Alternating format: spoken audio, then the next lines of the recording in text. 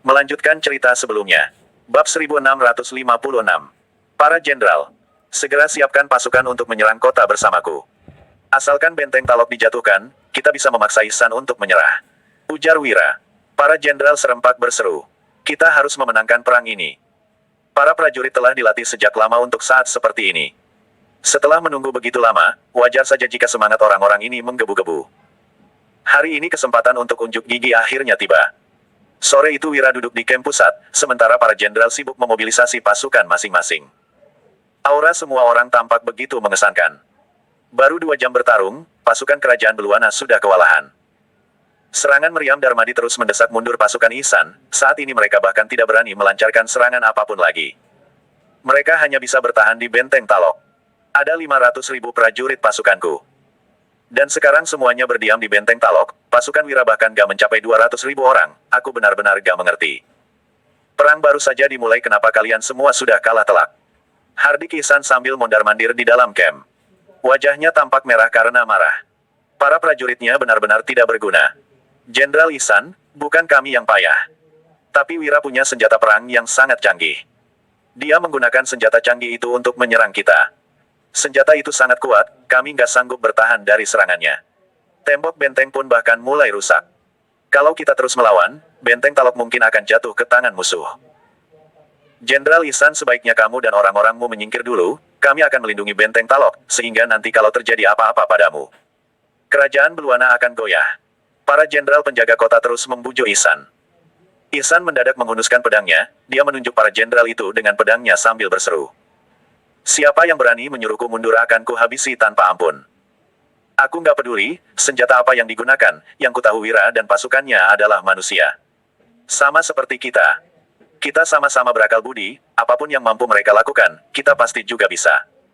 Lagi pula pasukan mereka nggak sebanyak pasukan kita. Situasi kita lebih unggul, jadi perang ini harus kita menangkan. Ikut aku maju ke garda depan, aku akan bertarung sendiri dan menghabisi musuh. Tambah Ihsan lagi. Usai berkata begitu, Ihsan mendahului para jenderalnya keluar. Tahu bahwa bujukan mereka tidak berhasil meluluhkan Ihsan, para jenderal itu terpaksa mengikutinya.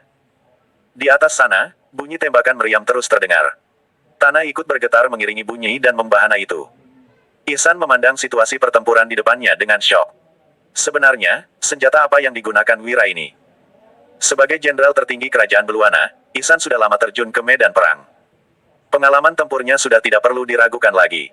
Namun ini pertama kalinya dia melihat meriam. Jenderal Ihsan, kami berkata apa adanya kan? Kamu sudah lihat sekarang serangan lawan. Kami nggak punya cara untuk bertahan. Saking kuatnya serangan senjata ini, bahkan sanggup meledakkan tembok kota. Kalau pasukan kita mendekat, mereka pasti akan meledak. Ujar seorang wakil jenderal. Kami sudah berusaha melancarkan serangan balasan, tapi begitu pasukan kita keluar, banyak di antara mereka yang langsung meledak dihantam senjata itu. Jadi kami nggak berani lagi melancarkan serangan. Kalau nggak bisa mendapat solusi lain, kita terpaksa harus menyingkir dari benteng Talok. Bab 1657. Ihsan memandang situasi di medan perang tanpa bersuara. Pasukan Wira tampaknya memang berniat menghancurkan mereka dan benteng Talok. Ini nggak semenakutkan, pemikiran kalian, situasi pasukan kita juga nggak seburuk itu. Ujar Ihsan. Ihsan tiba-tiba menunjuk ke Meriam Darmadi di kejauhan, dan melanjutkan. Apa kalian sadar, kalau jangkauan serangan senjata itu ada limitnya? Senjata itu sama sekali nggak membahayakan musuh yang berada di jarak dekat tepatnya. Senjata itu hanya bisa menyerang musuh dari jarak jauh. Kalau kita mengutus pasukan untuk menyerang tenda mereka, kita pasti bisa mendapat peluang. Kita unggul dalam jumlah. Selama bisa mengatasi serangan senjata itu, kita bisa membalikkan keadaan. Para jenderal dengarkan perintahku.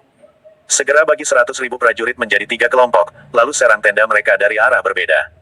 Ujar Ihsan lagi. Ihsan memang layak disebut jenderal berbakat, karena ini dia baru saja maju ke garda depan medan perang. Tetapi sudah mendapat cara untuk menghadapi serangan meriam. Para wakil jenderal di sana tampak antusias. Tadi mereka hanya dibayangi rasa takut dan dorongan untuk menyelamatkan diri. Mereka sama sekali tidak terpikir untuk melakukan serangan belasan. Ucapan Ihsan barusan telah mencerahkan dan membangkitkan kembali semangat semuanya. Baik, jenderal. Tidak berselang lama, 4 wakil jenderal mulai bergerak. Pada saat yang sama mereka memimpin pasukan masing-masing untuk menyerang kamp Meriam Darmadi. Ihsan berseru. Para penjaga tembok kota dengarkan aku, angkat senjata kalian dan segera siap bersiap untuk melakukan serangan balasan. Sebentar lagi pasukan kita akan segera memporak-porandakan tenda musuh. Meriam mereka pun akan kehilangan kehebatannya. Berikutnya kalianlah yang akan unjuk gigi. Perlihatkan pada Wira dan orang-orangnya, kalau pasukan kerajaan Beluana adalah pasukan yang gagah perkasa bukan pengecut yang selalu ingin kabur. Teriak Ihsan yang terus memacu semangat juang prajuritnya. Saat mereka diserang meriam Wira, mayoritas prajurit hampir kehilangan harapan untuk melanjutkan peperangan. Semangat juang mereka sangat minim, jadi Ihsan harus meningkatkan semangat para prajuritnya sekarang. Jika tidak, biarpun mereka unggul dalam jumlah, mereka mungkin akan tetap dikalahkan. Berkat orasi Ihsan, para prajurit di tembok kota kembali mengangkat senjata mereka dengan penuh semangat. Mereka melepaskan anak panah ke kejauhan. Di sisi lain, pasukan Ihsan sedang bergerak mendekati meriam Darmadi. Kembali terjadi pertempuran sengit di medan perang. Wira sedang duduk di kamp pusat sambil mengamati peta di depannya dengan cermat. Apa medan perang sudah didominasi orang-orang kita? Tanyanya sambil menatap Danu. Sebagai prajurit garda depan, Dodi sudah mulai bertarung dengan pasukan kerajaan Beluana, sementara itu Danu bertanggung jawab melindungi tim pusat. Selain itu, Danu juga membantu melaporkan situasi di medan perang pada Wira. Kak Wira, berkat meriam Darmadi, saat ini kita masih sedikit unggul. Tapi sekarang musuh sudah mengutus pasukan menuju ke meriam Darmadi. Sementara itu, Dodi memimpin orang-orangnya untuk bertarung menghadapi mereka sesuai instruksi Kak Wira. Pasukan lawan gak boleh dibiarkan mendekati kamp meriam Darmadi, lapor Danu. Wira mengangguk puas dan berujar. Meriam Darmadi punya kelemahan tersendiri, kita memang gak boleh membiarkan pasukan musuh mendekatinya. Kalau enggak, kekuatan kita akan direbut. Tapi musuh nggak mungkin mengutus pasukan dalam jumlah kecil, tampaknya ini akan menjadi pertempuran yang sengit, kini semuanya tergantung pada Dodi. Wira percaya sepenuhnya pada kemampuan Dodi. Bab 1658. Pada awalnya Dodi berinisiatif untuk menjadi prajurit garda depan penyerangan terhadap kota Siluet, sebelumnya hanyalah pemanasan. Dan kali ini baru dianggap sebagai pertempuran pertama mereka, Dodi tentu berusaha menunjukkan kemampuan terbaiknya. Kak Wira, lawan kita lebih banyak sekarang. Mereka sudah keluar dari kota, dan terlibat dalam pertempuran dengan pasukan kita. Berperang di dataran sama sekali nggak menguntungkan bagi pasukan kita. Aku khawatir akan ada perubahan, kalau boleh tahu, apa kamu masih punya rencana cadangan? Tanya Danu yang penasaran. Dalam pertempuran, selain dibutuhkan beberapa jenderal yang mahir, tentu saja juga diperlukan penasehat strategi. Dengan perencanaan bersama, kesuksesan dalam pertempuran akan lebih terjamin. Namun ini tidak berlaku di tempat Wira, setiap bawahannya mahir dalam pertempuran. Tetapi tidak ada satupun penasehat strategi di antara mereka. Semua orang hanya mengikuti perintah dari Wira. Sebagai panglima tertinggi, Wira tentu saja harus memiliki kendali penuh atas komando, namun kesalahan kerap terjadi. Dengan cara seperti ini, itulah salah satu yang paling dikhawatirkan Danu. Wira menuangkan segelas teh dan tetap tenang, dia menjelaskan sambil tersenyum. Jangan khawatir, semuanya sudah kuatur dengan baik selama ini. Ketika kalian sibuk melatih prajurit, aku sudah diam-diam menyelidiki Ihsan. Aku tahu betul metode perang dan strategi yang dia sukai, jadi aku bisa menebak apapun dalam benaknya. Aku jamin semuanya akan aman. Danu tidak berani berkomentar lebih banyak, dia segera pergi untuk terus mengumpulkan informasi. Saat ini, 3 pasukan telah mendekati kamp meriam Darmadi. Hanya saja Wira menempatkan kamp meriam Darmadi di sebuah lembah. Untuk mendekati kampnya, orang-orang perlu melewati lembah ini. Akan tetapi begitu memasuki lembah tersebut, mereka langsung mendapati banyak prajurit yang muncul di kedua sisi gunung lalu panah api juga mulai berjatuhan dari atas. Sebelum prajurit kerajaan Beluana sempat bereaksi, mereka sudah mendengar ledakan bertubi-tubi dari tanah. Ternyata Wira menyembunyikan mesiu di dalam tanah. Dia memang sedang menunggu pasukan-pasukan ini jatuh ke dalam perangkapnya. Seorang wakil jenderal menyadari apa yang terjadi dan berseru kepada orang-orang di sekitarnya. Gawat! Kita dijebak, dia sudah menyiapkan mesiu di sini sebelumnya. Namun 3 pasukan itu sudah sepenuhnya memasuki lembah. Walaupun mereka ingin keluar sekarang, itu sulit dilakukan. Jeritan pun menggema di seluruh pegunungan. Di atas bukit, Nafis mengamati dengan dingin dari kudanya. Dia berkata, Jenderal Wira benar-benar luar biasa, dia sudah memprediksi bahwa musuh akan menyerang kamp meriam Darmadi. Kali ini kita sudah meraih prestasi besar. Di sini ada puluhan ribu prajurit. Ini jelas bisa dianggap sebagai kemenangan besar. Para prajurit juga terus bersorak bergembira, pertempuran hanya berlangsung selama kurang dari setengah jam. Tetapi 100.000 pasukan itu telah tewas dalam lautan api. Meskipun ada beberapa prajurit yang bergegas keluar dari lautan api dengan melepas sirah, kebanyakan dari mereka ditangkap hidup-hidup. Sementara itu meriam Darmadi masih utuh. Di atas tembok kota Benteng Talok. Kenapa suara meriam masih belum berhenti? Berdasarkan perhitungan waktu, mereka seharusnya sudah masuk ke kamp meriam Darmadi. Apa mungkin terjadi kesalahan? Tanya seorang prajurit kerajaan Beluana. Bab 1659. Seorang prajurit yang berlumuran darah bergegas berlari ke hadapan Ihsan lalu melapor. Jenderal Ihsan, ada kabar buruk. Kami baru saja menerima laporan perang terbaru. Pasukan kita yang sedang menuju ke Fem Meriam Darmadi dihadang di tengah jalan. Saat ini hampir 100.000 pasukan kita tewas dalam lautan api. Mendengar ini, Ihsan tiba-tiba membelalakan matanya, dia hampir saja memuntahkan darah. Lelucon apa ini? Hanya dalam waktu yang begitu singkat 100.000 prajurit itu sudah ditumpaskan, apakah Wira adalah dewa? Nggak mungkin, kamu pasti mata-mata musuh yang sengaja membuat kekacauan di sini. Aku akan membunuhmu sekarang. Seru Ihsan dengan emosi. Dia hendak menyerang prajurit itu dengan pedangnya. Wajah prajurit itu sontak memucat ketakutan, dia buru-buru berkata. Jenderal Ihsan, apa yang kukatakan memang benar. Kalau nggak percaya, utus saja orang untuk memeriksanya. Lembah di sana sudah berubah menjadi lautan api, pasukan kita memang terjebak di dalam sana. Para jenderal yang berada di sekitar Ihsan terlihat menggeleng dan menghela nafas, mengalami kekalahan seperti ini di awal pertempuran sangatlah berdampak terhadap semangat pasukan bagaimana mereka bisa melanjutkan pertempuran nanti. Dasar sekelompok sampah, pergi sana. Maki Ihsan sembari melemparkan pedangnya ke samping. Dia juga harus menghadapi kenyataan ini. Jenderal Ihsan, sepertinya kita nggak bisa mempertahankan tempat ini lagi. Gimana kalau kita mundur dari benteng? Kekuatan meriam ini sangat dahsyat, kalau kamu terus bersikeras tinggal di sini pasti akan ada masalah nantinya. Orang-orang mulai membujuk Ihsan. Padahal mereka baru saja mendapatkan kembali semangat mereka, awalnya mereka masih berharap bisa menang telak dari Wira. Dengan menghadapinya secara langsung, namun hanya dalam waktu singkat, mereka terpaksa menghadapi kenyataan lagi. Ihsan pun menggertakkan gigi sambil memerintahkan. Mundur. Tampaknya benteng Talok tidak bisa dipertahankan lagi, tidak ada gunanya bertahan di sini, lebih baik kita mundur. Terlebih dahulu untuk membuat rencana ke depannya. 2 jam kemudian di dalam benteng Talok. Wira dan yang lainnya sudah memasuki kota, saat ini mereka sedang fokus membangun pertahanan. Dodi berdiri di atas tembok kota, dia tak kuasa mengeluh.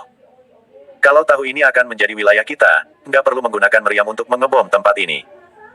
Sekarang kita baru merebut benteng Talok, tapi malah harus membangunnya kembali. Di belakangnya, Wira dan yang lainnya berjalan mendekat. Danu berucap, kalau nggak ada serangan meriam Darmadi untuk menembus kota, mana mungkin kita bisa merebut benteng Talok dengan mudah, tapi begini juga bagus, ini bisa membuktikan kekuatan dari meriam Darmadi. Selanjutnya kita pasti bisa meraih kemenangan dan menaklukkan semuanya. Ini jelas adalah kemenangan telak. Bagaimanapun saat orang ini belum memahami cara menggunakan mesiu, Wira sudah menemukan meriam. Meskipun lawan memiliki ribuan pasukan, itu tidak ada gunanya, pada akhirnya kemenangan pasti akan menjadi miliknya, itu hanyalah masalah waktu. Tak lama kemudian, Danu bertanya, Kak Wira, kapan kita akan merebut kota berikutnya? Sekarang kita sudah memasuki benteng Talok. Selanjutnya kita bisa menuju utara lalu merebut semua kota di sepanjang jalan dan langsung menyerang ibu kota kerajaan Beluana.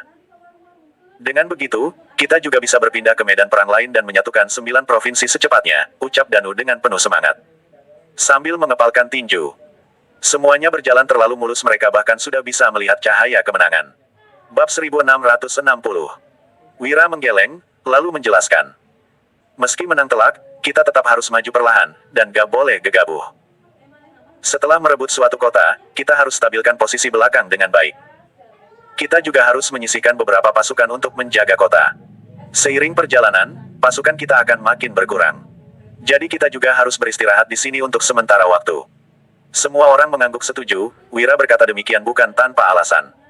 Apabila terburu-buru, semua perjuangan mereka hanya akan berakhir sia-sia. Di sisi lain, ketika Wira dan lainnya sedang sibuk membangun kembali benteng Talok, kabar ini juga sudah diterima oleh Ciputra yang berada di istana. Saat melihat laporan perang di tangannya, Ciputra sontak memaki dengan kesal.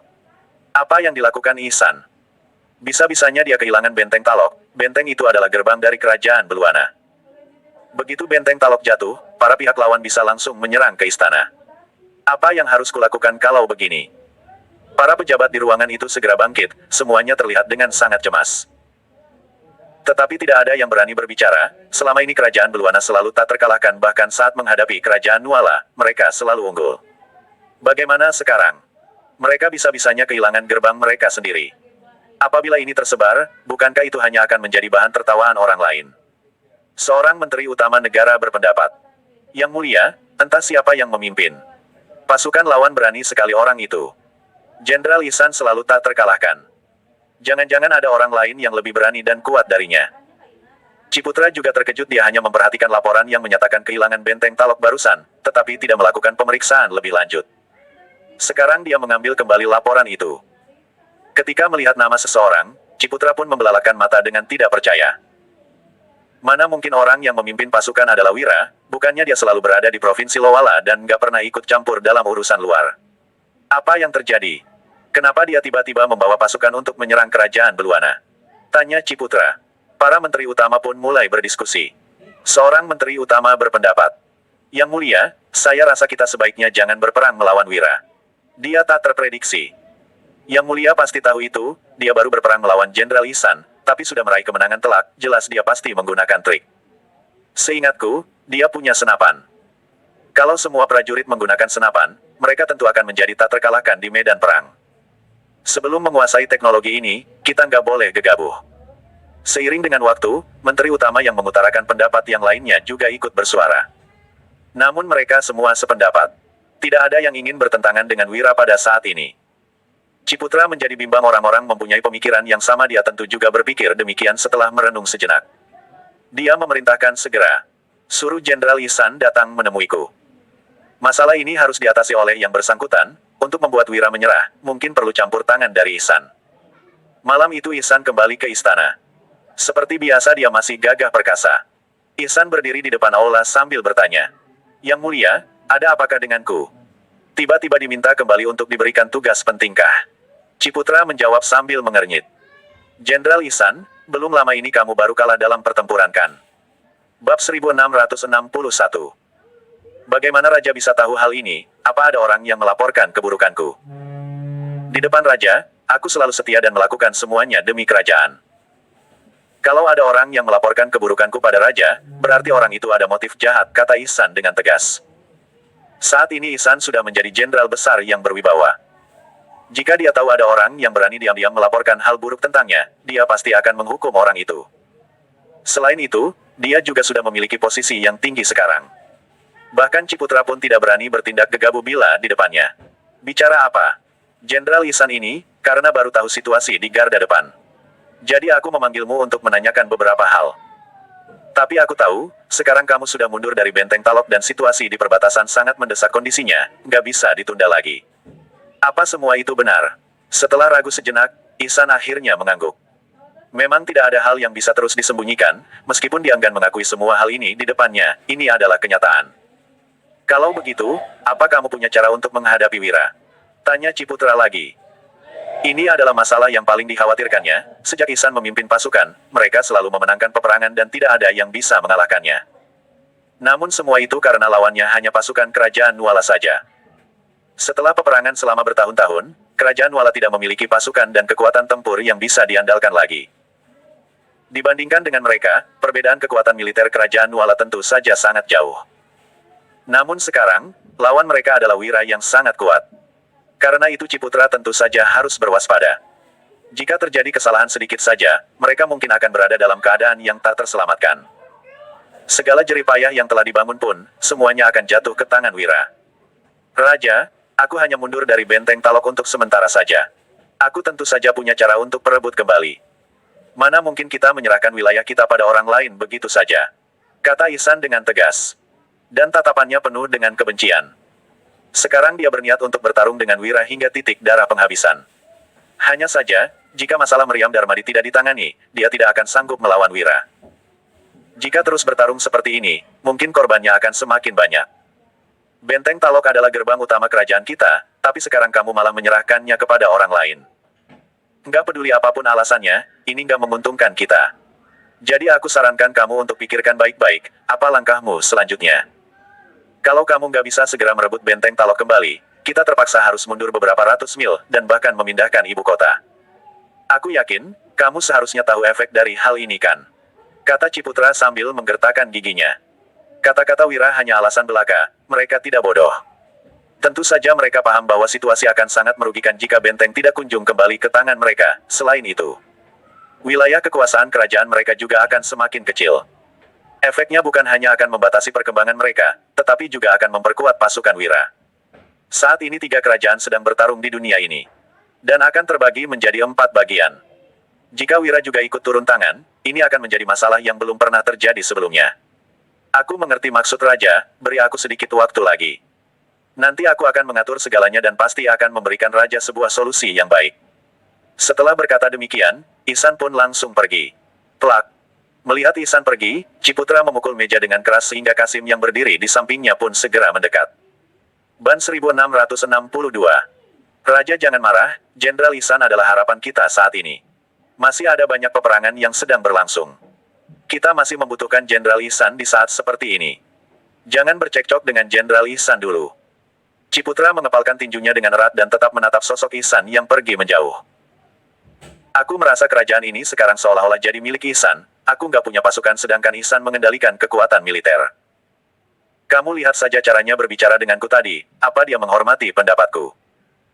Ciputra merasa menyesal sekarang karena menyerahkan seluruh pasukan kepada Ihsan. Jika tidak situasinya tidak akan menjadi seperti hari ini. Kasim itu tidak berani banyak bicara lagi karena dia tidak bisa menyinggung kedua belah pihak, dia juga harus melindungi dirinya sendiri. Di luar sana, setelah menemui Ciputra Ihsan langsung kembali ke kemahnya sendiri. Dia memang tidak berniat untuk membangkang, tetapi dia tetap mengumpulkan ratusan ribu pasukannya di luar istana. Para pejabat sangat ketakutan dan semua orang merasa sangat gelisah. Di dalam kemah, Jenderal Ihsan, bagaimana pembicaraan Anda dengan Raja?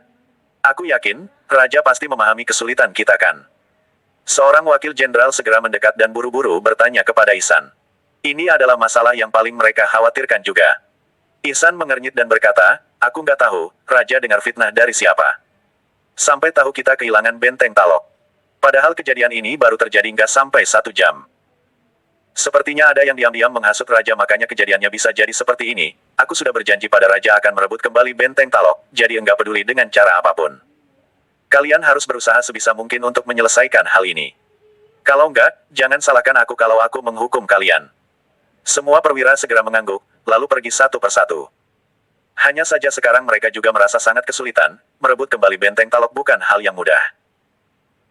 Perlu diketahui, pasukan Wira memang tidak banyak dan mereka memang memiliki peluang untuk menang, jika berhadapan langsung, namun sekarang Wira memiliki meriam Darmadi yang membuat pasukan Ihsan terpojokkan. Jika mereka bertarung dengan Wira, korbannya pasti akan sangat banyak dan situasinya juga akan menjadi semakin rumit. Ini sama saja mendesak mereka untuk mati. Di sisi lain, Kerajaan Nuala dan Kerajaan Agrel juga sudah menerima berita tentang peperangan Wira dan Kerajaan Beluana. Apa berita ini akurat? Kenapa Wira tiba-tiba berperang dengan Kerajaan Beluana? Tanya Jihan dengan gembira. Di dalam istana dia juga baru saja menerima laporan militer dan segera memanggil para perwira untuk meminta keterangan mereka. Saat ini Jihan sudah mengganti gelarnya. Di kerajaan, dia adalah Maharani. Pertama di sejarah Kerajaan Nuala, meskipun dia seorang wanita, para pejabat istana dan perwira tetap tidak berani menentang. Dia bisa berhasil mencapai posisi saat ini berkat usahanya sendiri. Bab 1663. Beritanya akurat, Wira sudah menyerang benteng Talok dan hampir mencapai istana Kerajaan Beluana. Kata seorang perwira dengan terburu-buru. Memang Wira yang memenangkan peperangan ini, tetapi mereka juga merasakan dampak kemenangan itu bagi mereka. Asalkan ada orang yang bisa mengendalikan Kerajaan Beluana, itu adalah hal yang baik. Selama ini Ihsan selalu memimpin pasukan untuk terus menyerang mereka dan menyebabkan wilayah mereka makin berkurang. Situasi mereka pun semakin berbahaya. Bagus, bagus. Sekali, Wira selalu berada di Provinsi Lowala, untungnya kita nggak ada konflik dengannya, terus melatih pasukannya demi hari ini Wira memang pintar menyembunyikan kekuatannya. Setelah kekuatannya menjadi begitu luar biasa, dia baru turun tangan dan berhasil membuat Kerajaan Beluana terdesak seperti ini. Sungguh luar biasa. Para perwira itu juga ikut mengangguk, mereka berpikir, seandainya saja Wira adalah orang dari Kerajaan Nuala, mereka pasti akan merasa aman dan juga bisa kembali menguasai 9 provinsi ini dengan mudah. Tapi ada satu hal lagi yang membuatku bingung. Pasukan Wira sedikit dan berbeda jauh kalau dibandingkan dengan Kerajaan Beluana. Bagaimana mereka bisa mendapatkan gerbang utama Kerajaan Beluana? Padahal mereka baru mulai berperang. Apa ini hanya strategi pengalihan Ihsan? Orang ini sangat licik, kita juga mengalami banyak kerugian, lanjut Jihan lagi. Semua terbaik perwira itu saling memandang lalu salah seorang perwira berinisiatif maju dan menjelaskan situasi peperangan itu. Katanya Wira menciptakan sebuah senjata, senjata itu sangat kuat dan dia menamainya Meriam Darmadi. Pasukannya hanya 3.000 orang, tetapi tidak ada benteng yang bisa menahan serangan Meriam Darmadi. Walaupun dijaga oleh 100.000 pasukan, jadi begitu perang baru saja dimulai. Orang-orang di benteng Talok sudah satu persatu mundur dengan enggak ada yang berani melawan. Wira pun berhasil mendapatkan benteng Talok dengan mudah, sekarang dia sudah memimpin pasukan untuk masuk ke benteng Talok, tapi nggak ada pergerakan selanjutnya lagi. Entah apa yang sedang direncanakannya. Perwira itu berpikir, jika mereka yang berada di posisi Wira, mereka pasti akan memanfaatkan kesempatan ini kembali menyerang kerajaan Beluana. Saat ini, semangat pasukan kerajaan Beluana sedang menurun. Tapi pihak Wira malah makin kuat, memang ada banyaknya benteng yang harus dihadapi selanjutnya. Tetapi Wira memiliki Meriam Darmadi yang bisa menaklukkan segalanya. Tentu saja mereka tidak perlu takut apapun. Namun Wira malah tetap diam. Hal ini memang membuat semua orang bingung. Wira gak bodoh. Aku yakin, dia pasti punya rencananya sendiri. Bagaimanapun juga, musuh dari musuh adalah teman kita, sekarang Wira bisa dianggap sebagai teman kita. Segera tulis sebuah surat dan kirimkan ke Wira. Bilang aku ingin bertemu dengannya, Jihan segera memerintahkan bawahannya. Jihan berpikir jika bisa bersekutu dengan Wira, krisisnya saat ini bisa diatasi dari 9 provinsi sekarang. Kerajaan Nuala hanya memiliki 1 provinsi dan itu pun sudah dipertahankan dengan susah payah. 1 provinsi ini juga akan segera hilang karena kerajaan Agrel masih mengawasi mereka. Dia tidak ingin menjadi penguasa yang menyaksikan kerajaannya hancur. Baiklah. Aku akan pergi menulis suratnya, dan mengirimkannya kepada Tuan Wira, kata seorang pejabat dengan terburu-buru, lalu para pejabat yang lainnya juga ikut keluar. Sementara itu di kerajaan Agrel. Bab 1664. Berita tentang Wira menyerang kerajaan Beluana sudah menyebar ke seluruh 9 provinsi. Jika Jihan bisa menerima berita itu, kerajaan Agrel tentu juga tidak akan ketinggalan informasi. Saat ini para raja sudah berkumpul dan yang duduk di kursi utama adalah Ratu Kerajaan Agrel. Ratu, Wira tiba-tiba menyerang kerajaan Beluana dan membuat penyerangan kita harus terhambat. Kita dan kerajaan Beluana sudah bersekutu, tapi pasukan kerajaan Beluana sudah mundur dan sekarang sedang berperang dengan Wira. Apa yang harus kita lakukan? Membantu sekutu kita, dan tetap menunggu di sini. Atau kita menyerang kerajaan Nuala sendirian. Para raja ini berpikir, kerajaan Nuala yang saat ini, sudah tidak berkuasa seperti dulu dan tidak sanggup untuk melawan mereka. Meskipun tidak ada bantuan dari kerajaan Beluana, kerajaan Agrel tetap akan bisa menghabisi kerajaan Nuala. Situasinya sebenarnya tidak serumit yang mereka bayangkan. Senia mengetukkan jarinya ke meja dengan lembut. Dan tidak berkomentar cukup lama. Dia juga sedang mempertimbangkan strategi selanjutnya. Raja Araria yang lebih dahulu berkata, Ratu, bukan hanya kamu yang punya hubungan baik dengan Wira. Kami juga. Kalau bukan demi kerajaan, kami juga nggak akan berselisih dengan Wira. Tapi sekarang masalahnya sudah berkembang sampai tahap ini. Dan Wira juga sedang berperang dengan kerajaan Beluana. Jadi kita nggak perlu terus mempertimbangkan hubungan lama lagi. Sebaiknya kita manfaatkan kesempatan, saat kedua belah pihak itu sedang perang untuk segera menguasai lebih banyak wilayah untuk kepentingan masa depan. Raja Kresna juga segera mengangguk, saat ini hanya tersisa keduanya yang memiliki hak untuk berbicara di kerajaan Agrel, selain Senia, mereka perlu berdiskusi untuk memutuskan kesepakatannya. Namun mereka semua adalah teman Wira dan bisa mencapai posisi saat ini berkat bantuan Wira. Pada akhirnya mereka harus memprioritaskan kepentingan kerajaan saat ini dan tidak bisa memikirkan kepentingan pribadi terlalu banyak, mereka terpaksa bertindak demi kerajaan. Kalau begitu, kita lanjutkan rencana sebelumnya. Sekarang orang-orang kerajaan Beluana nggak punya waktu untuk melawan kerajaan Nuala lagi, jadi kita manfaatkan kesempatan ini untuk segera memusnahkan kerajaan Nuala dan menguasai wilayah mereka, asalkan kita bisa memperkuat diri kita sendiri, itu saja sudah cukup. Saat kelak bertemu dengan Wira, aku akan menjelaskan hal ini kepadanya. Senia sekarang telah berubah, masih ada banyak rakyat yang harus dilindungi. Jadi terkadang dia harus memikirkan kepentingan rakyat saat mengambil keputusan, urusan pribadi terpaksa harus dikesampingkan terlebih dahulu, dengan begitu dia baru bisa menjadi seorang pemimpin yang layak.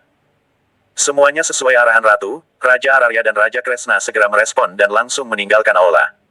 Di luar benteng Talok, Kak Wira, kerajaan Beluana mengutus seseorang ke sini untuk memberi nasihat. Apa kamu mau bertemu dengan mereka atau kita langsung mengusir mereka? Dan segera berlari ke atas tembok kota dan melaporkan hal itu kepada Wira. Saat ini Wira berdiri di atas tembok kota, dan menikmati pemandangan di depannya. Setelah mendengar perkataan Danu, dia berlangsung berkata sambil tertawa. Saat perang berlangsung, kita nggak perlu membunuh utusan. Sekarang mereka sudah inisiatif datang ke sini jadi kita juga harus menjamu dan menyambut tamu dengan baik. Selain itu, kali ini bukan kita yang bersalah jadi aku ingin dengar apa yang sebenarnya ingin dikatakan Ciputra. Biarkan dia menunggu di ruang tamu. Bab 1665. Dalam sekejap Wira sudah berada di ruang tamu, setelah beristirahat beberapa hari, keadaan di Benteng Talok sudah mengalami perubahan besar. Bukan hanya dalam hal pertahanan. Bahkan kantor pemerintahan juga direnovasi total. Utusan yang datang itu berdiri di tengah ruang tamu sambil memeriksa sekeliling dan berpikir dalam hatinya bahwa Wira ini benar-benar sudah menganggap tempat ini sebagai miliknya, sungguh menyebalkan. Jelas-jelas ini adalah gerbang utama kerajaan Beluana, orang ini malah menganggapnya sebagai miliknya sendiri. Nanti jenderal utama pasti akan menghukumnya. Tepat pada saat itu terdengar suara langkah kaki yang mendekat dan dia pun tersadar kembali. Dia memandang Wira, dengan tatapan yang terlihat ramah dan ekspresinya sangat hormat. Setelah menyerahkan surat di tangannya kepada Wira, utusan itu berkata, "Tuan Wira, aku datang ke sini atas perintah raja kami untuk menawarkan perdamaian denganmu. Maksud raja dalam surat ini sudah sangat jelas, seluruh masalah bukan kesalahanmu dan kami juga sudah menyelidikinya. Memang ada beberapa pasukan kami yang sembarangan bertindak, hingga membuat Tuan Wira marah. Tapi di penyelidikan itu kami juga menyadari kami nggak tahu tindakan mereka dan hal ini nggak ada hubungannya dengan Jenderal Ihsan. Jadi, sebagai perwakilan raja aku berharap bisa berjabat tangan dengan Tuan, sebagai tanda bersekutu. Bagaimana pendapat Tuan?" Utusan yang datang itu berbicara dengan hormat, Wira duduk tepat di depannya dan sekelilingnya masih ada sekelompok perwira yang menatapnya dengan tajam. Perasaan utusan itu seolah-olah akan diterkam sewaktu-waktu. Wira tetap diam dan hanya menatap surat itu dalam tenang. Utusan itu pun menyeka keringat dingin di keningnya dan tetap menunggu respon Wira. "Hal ini nggak ada hubungannya dengan jenderal kalian. Kalaupun aku percaya, kamu pikir para perwira di sampingku ini akan percaya?" Wira langsung melemparkan surat itu ke samping lalu Danu dan yang lainnya langsung bersorak. "Hanya orang bodoh yang percaya omong kosong seperti itu. Jelas-jelas orang-orang dari kerajaan Beluana ini sengaja menindas kami, jadi terus-menerus mencuri persediaan makanan kami. Menurutku orang dari kerajaan Beluana ini sengaja menipu kita. Kalau ingin berdamai, berikan kami kompensasi yang pantas dulu. Tapi kalau kalian gak berikan kami sebuah jawaban yang memuaskan, masalah ini gak akan berakhir begitu saja. Kami akan langsung memulai perang." Di luar pintu para pasukan juga terus berseru. Utusan itu merasa canggung karena dia belum pernah mengalami situasi seperti ini. Memang ada peraturan tidak boleh membunuh utusan saat kedua belah pihak sedang berperang. Tetapi ada orang yang pernah melanggar peraturan itu. Jika para perwira di depannya ini benar-benar bertindak, mungkin dia akan mati di tempat. Luther mengangkat bahunya dengan cuek lalu berkata sambil menggelengkan kepala. "Kamu sudah lihat sendiri, aku juga nggak bisa mengendalikan mereka para perwira di sampingku ini semuanya adalah saudara-saudaraku. Jadi keinginan mereka adalah keinginanku juga. Sekarang para saudaraku ditindas orang, kalau aku tetap bersabar bagaimana aku bisa memimpin mereka dengan baik lagi kelak. Lagi pula, aku juga sangat sulit mempercayai kata-kata ini." Luther berpikir bahwa isi surat itu jelas-jelas hanya alibi. Utusan itu tidak tahu situasinya akan serumit ini, selain itu para perwira ini berani bertindak sewenang-wenang di depan Wira tanpa memberitahunya terlebih dahulu, apakah ini hanya sandiwara mereka? "Kami ini hanya orang kasar dan nggak tahu etika. Tapi ada satu yang kami tahu yaitu kalau ada yang memukul kami sekali, kami akan membalasnya berkali-kali lipat. Orang-orang dari kerajaan Beluana sudah merebut persediaan makanan kami, jadi kami akan merebut wilayah kerajaan Beluana. Kalau kalian nggak bersedia, kita bisa langsung berperang. Kalian pikir kami takut pada kalian ya?" kata Danu dengan nada kejam. Bersambung.